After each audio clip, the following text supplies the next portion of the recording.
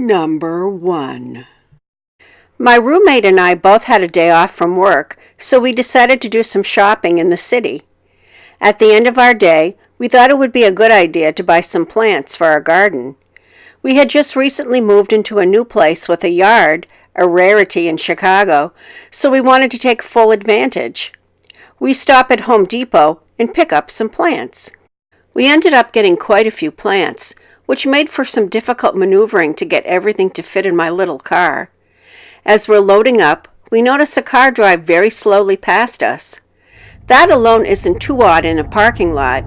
However, this small car was full of creepy dudes. I'm talking 5 guys, every single one of them eyeing us with creepy smiles on their faces. As they finally drive past, my roommate and I comment on how annoying guys can be when they stare at you like you're a piece of meat. It happens far too often to girls. We're still loading up, and surprise, they circle around again. This time, the guy in the passenger side has his window rolled down. He makes a comment about the dent on the side of my car. It's huge and really ugly, by the way. He tells me he can fix it at his garage for super cheap. I thank him but decline, telling him I've already got an appointment set up somewhere. He asks me if I'm sure repeatedly before they drive away again. Believe it or not, these guys literally circle by us 3 more times, and each time they are all staring and smiling. At this point, it's apparent they're not trying to actually go in Home Depot, as there is plenty of parking. My roommate jokingly tells me, I think they want to kidnap us, but I don't think there's any room in that car. Maybe they got some kind of amusement out of staring creepily at girls in parking lots. We laugh it all off and head on our way. They seemed to follow me for a little while, which was a little freaky, but I really don't know for sure since it's a big city and we weren't exactly in a desolate area. I made sure they weren't behind me when I made turns into my neighborhood, though. The strangest part of this, and it could be 100% completely unrelated, was that when I got home, I realized one of my tires had been slashed. I have wondered if they did it, and that's why they continually circled around, trying to see if my tire had lost any of its air yet. Did they think I'd notice and ask them for help? I really have no idea. My roommate and I also jokingly theorized they put a curse on me for not allowing that guy to fix my dent.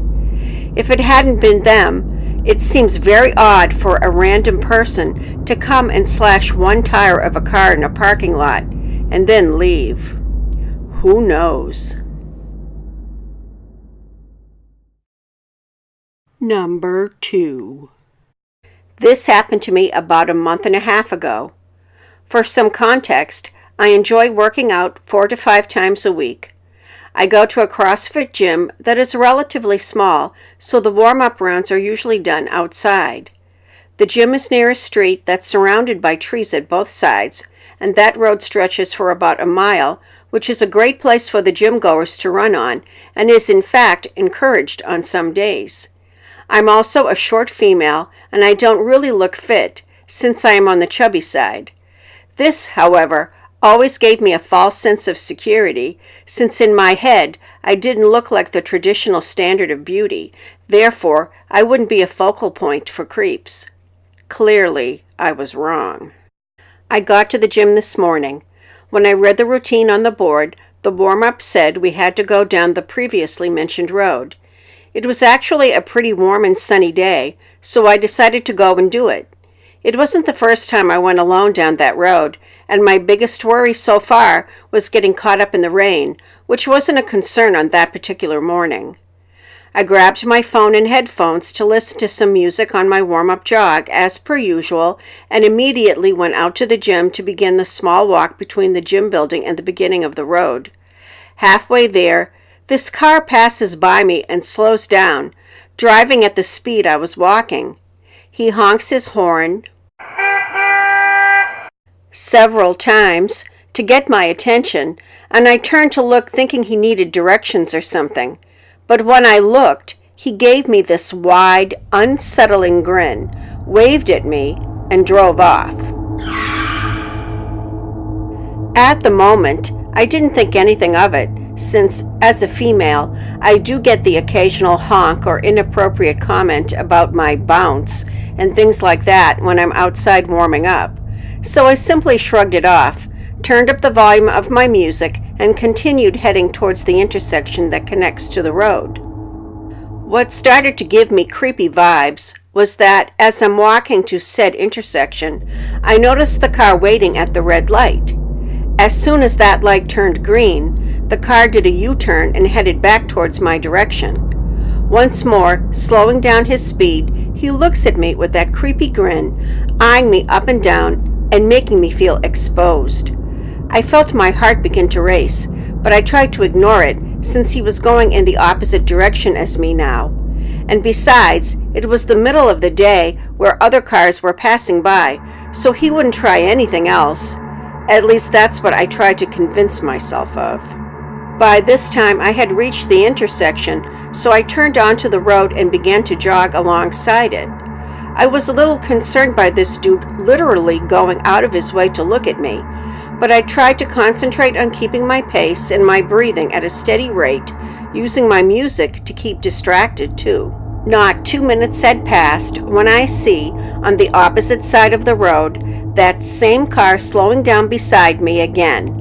This meant that he had made another U-turn somewhere, took the light at the intersection again, and turned to the same direction I was jogging towards. The man driving looked right at me with that stupid grin. He said some words to me that I didn't really catch since I had my volume pretty high before he sped off once more. All right, at this point, I'm starting to freak out because he's gone out of his way twice. I'm hyper aware of my heartbeat as I feel a wave of panic begin to wash over me.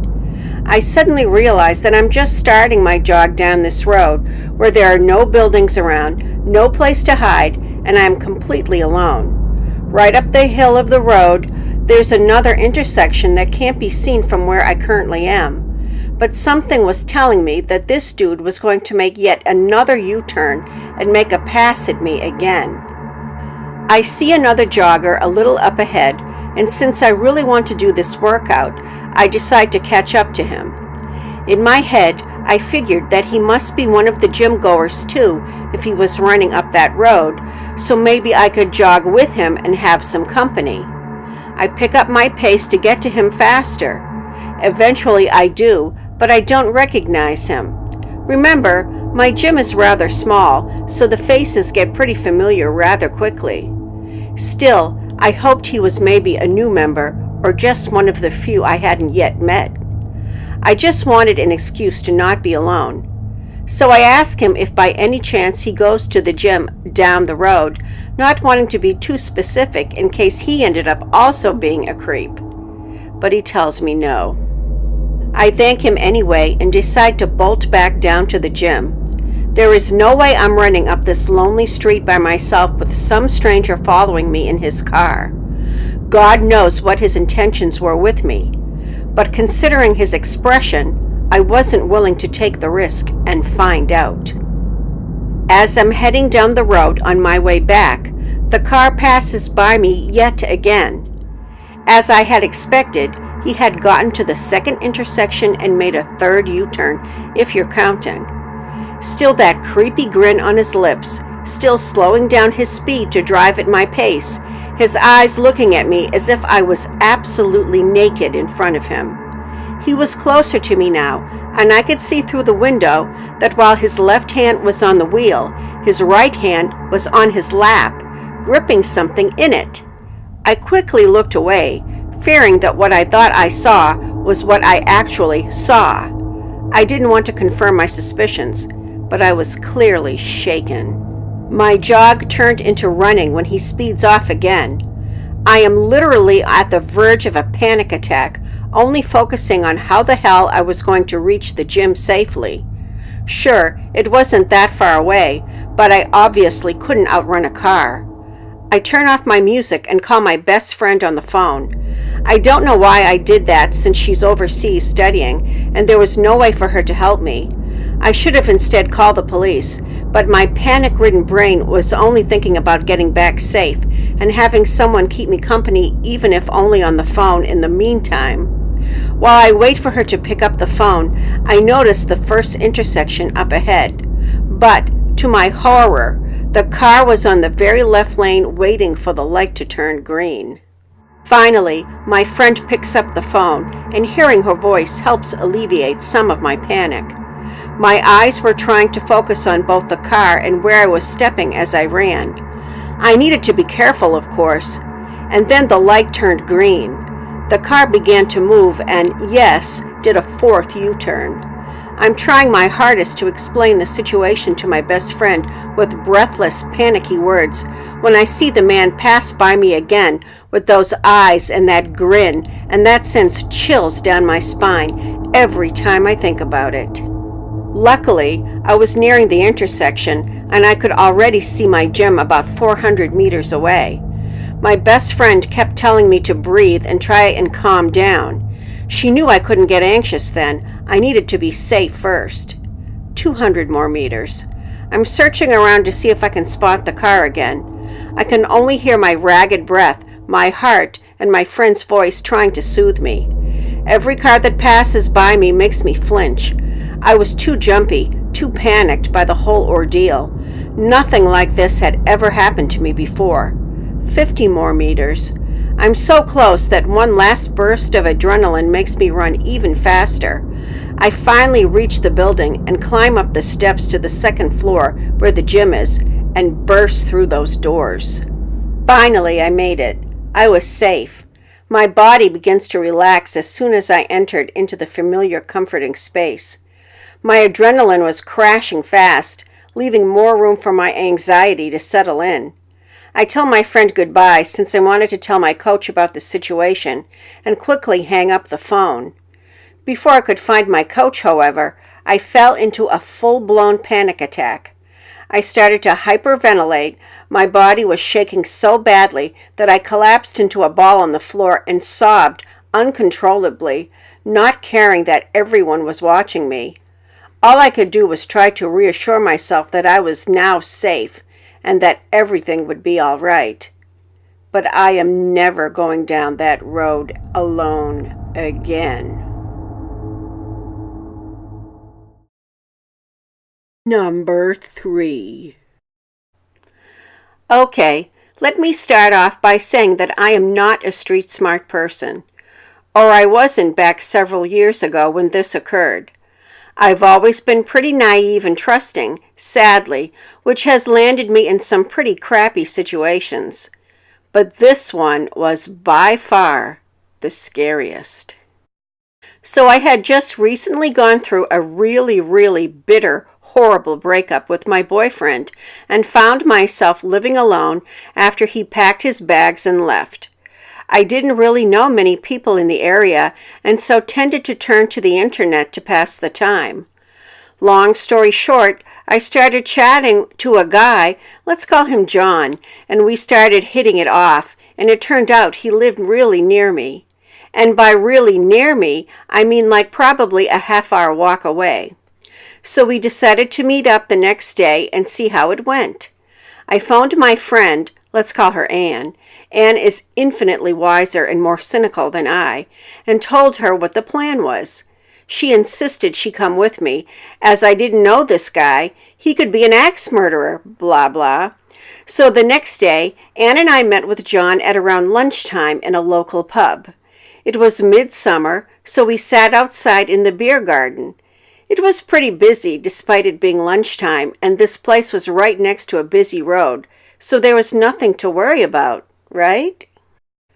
Well, we get some food and a beer, and we are all chatting, and it's going pretty well.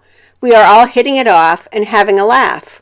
We are taking turns to go to the bar to get around. I don't know if this is a term outside of England, where one person buys drinks for the whole group, then later the next person goes and does the same, so on and so on. So the day is turning into the afternoon, which is turning into the evening. The pub is filling up, and we barely notice the time going by as we are having a good time, and we are filled with 5 or 6 beers by this time, so we are pretty tipsy too. So John goes to the bar to get his round in, and the next thing I know, I'm waking up the next morning in my own bed. My face is hurting and there is blood all over the sheets. I start freaking out at this point because I have literally no recollection of what the hell happened between about 8 p.m. and waking up the next day. I don't know where the blood has come from and I don't know why I'm hurting. So tentatively I get up and take a look in the mirror. Now my face is an absolute mess. I look like I've been in a fight and lost badly. I have a black eye, split lip, half of my face is just scraped and bruised. I felt sick. I was totally gobsmacked. What the hell happened? So I open my bedroom door to go to the bathroom when I see out of the corner of my eye John laying naked on my sofa. Now at this point, I'm just losing my mind and start yelling at him like crazy, demanding he tell me what was going on. He eventually calms me down and explains to me that I got out of my mind wasted that night before and I was embarrassing myself, slurring and stumbling all over the place, and eventually I fell over a picnic bench and hit my head pretty hard. Apparently, I was bleeding and refusing help from anyone, so he called a cab and brought me home like the absolute knight in shining armor that he is. I didn't remember any of this, not a single moment. I had a million questions, but at the same time, I was utterly speechless. I know I'd had a few to drink, but it was no more than an average person would consume at a night out in a club, and I'd had many of those. Was it possible that I just had that one too many? I guess so. What other explanation was there? I just looked at John with my mouth open, head absolutely pounding, and eventually managed to muster, I'm going to be sick. So John looked after me that morning. He peppered the day with the odd tale of dumb things I'd done the night before and how I must be so grateful because anything could have happened to me, and I never would have got back without him. I ate and got dressed, and by that afternoon I was feeling better, so he said he wanted to take me to his house and make me dinner so we could resume our date, you know, from the point where I'd ruined it by getting blackout drunk. So I said, yeah, sure, it was nice of him to still want to hang out, after everything. Like I said, I am a naive twat. I really don't have much situational awareness at all. So we get to his house late in the afternoon. But when I say house, he lived in a static caravan. In a caravan park. I mean, it was nice enough inside, but I couldn't help but get a creepy vibe from it. It was tiny. The layout was, you open the front door into the living room, then further in you have the kitchen and dining area, then through a door into a tiny hall, you have 2 small bedrooms and the small bathroom, and then after that, there's a back door and the main bedroom. Now I'm sitting in the dining area while he's cooking, and we are just generally making chit-chat. I'm feeling pretty awkward now because I can still remember absolutely nothing of the night before, so it feels a little like there's already been a power shift. Like he knows more about me than I'm aware of, and it's really uncomfy. I decide I would eat his food, then politely excuse myself home. I didn't know what I was thinking coming here in the first place. I'm a pretty go-with-the-flow type of person, but even I had started thinking, what am I even doing here? Just then, he asks how I'm feeling, and as I'm deep in thought, I don't even think about my reply. I feel like I've been drugged, I said distractedly. Well, at this point, he just flips out. I mean, he's just going insane, saying, what am I accusing him of? And how dare I accuse him of things? And I can't prove it, and I'm just trying to cause all sorts of problems for him, and he's on parole, so I'm basically sending him back to jail with my lies. I had no idea at all that he was on parole. He would later tell me in his insane rambling texting sessions that he was arrested for domestic assault. Great.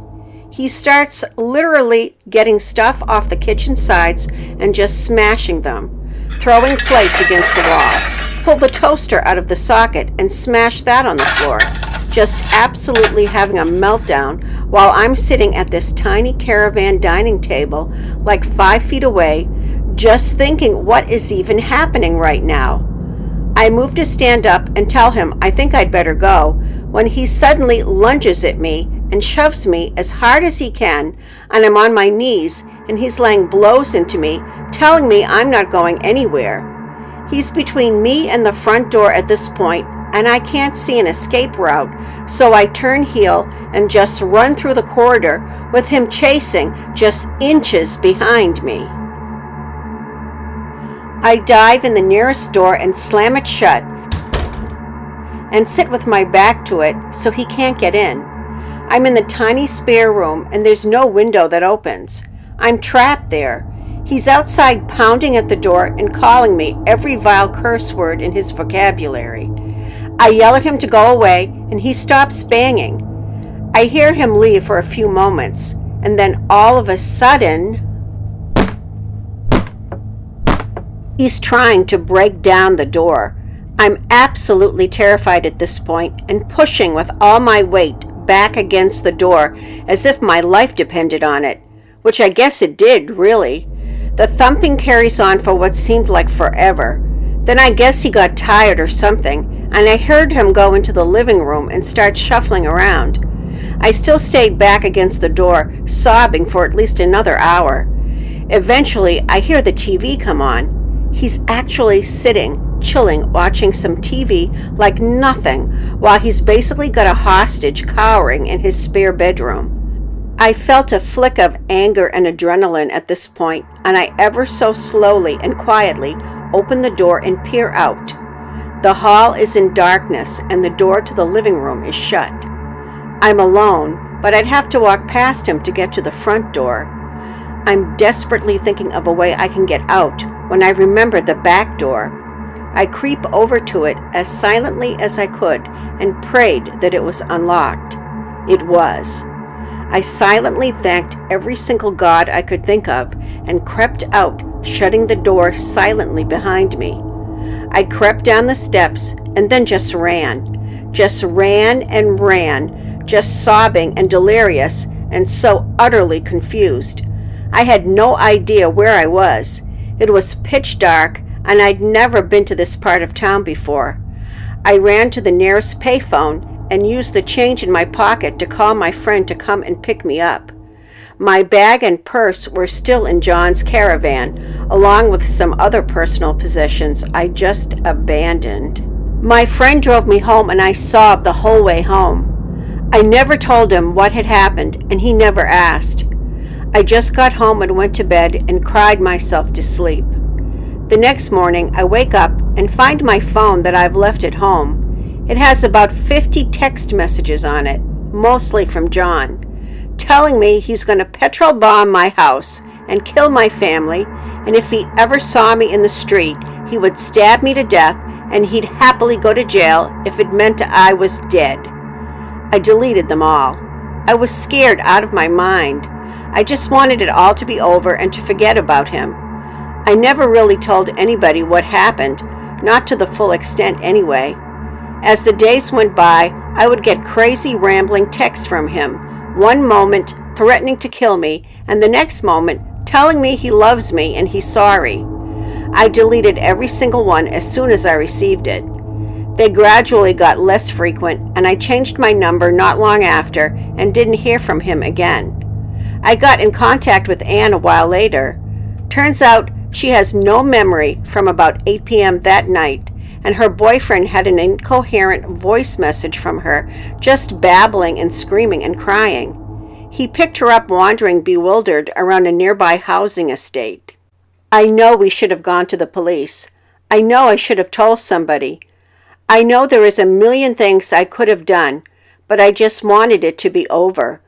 It was the surrealest thing that had ever happened to me, and I still sometimes think back to it and wonder if it really happened, because it was just so insane.